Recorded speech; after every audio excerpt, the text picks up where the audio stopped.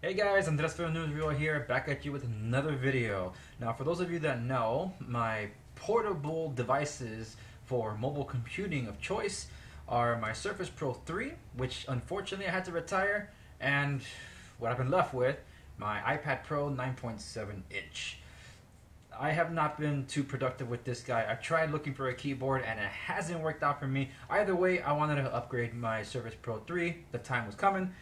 So before the launch of the Surface Pro LTE Advanced, I think that's what it's called, I wanted to get my hands on something in the meanwhile because there's going to be limited availability for the Surface Pro. I am a business user, so I'm going to get a chance to be able to order it.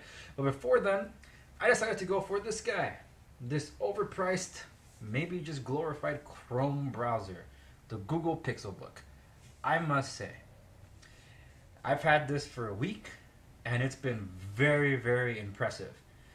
Here are my thoughts on the pros and cons of the Google PixelBook, the $1,000 Chrome browser that runs Android apps. The packaging for this device is very well done. The packaging itself turns heads. Most of everybody that saw it before I even took it out of the box was like, wow, what is this? This looks fantastic. Well, once taking it out of the box, which includes the warranty information, USB Type-C cable, and the charging adapter, we get the device itself shrink wrapped in plastic. This aluminum glass device that is symmetrical all around, it just feels expensive in the hand, and it's just a device that you want to use. It has excellent key travel, and the screen is beautiful, bright enough to see outside in the daytime. And what I loved about it, upon first setup, as I expected, it's being that it's really a glorified Chrome browser, that as soon as I signed in, everything was going to port right in. After a 5 minutes first boot up with all the firmware installation, this thing just quite literally resembled what I left at my desktop on my other computer.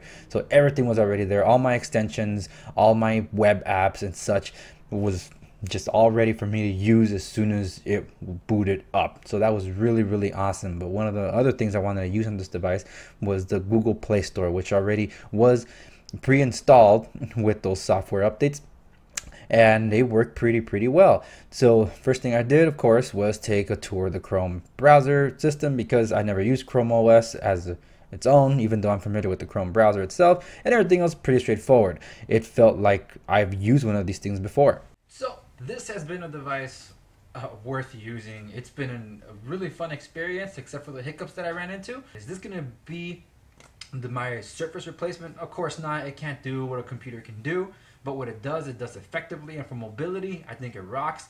But I'm going to put it through its paces and compare it with the Microsoft Surface laptop. So I'll let you know what I come to think about in putting these two head to head.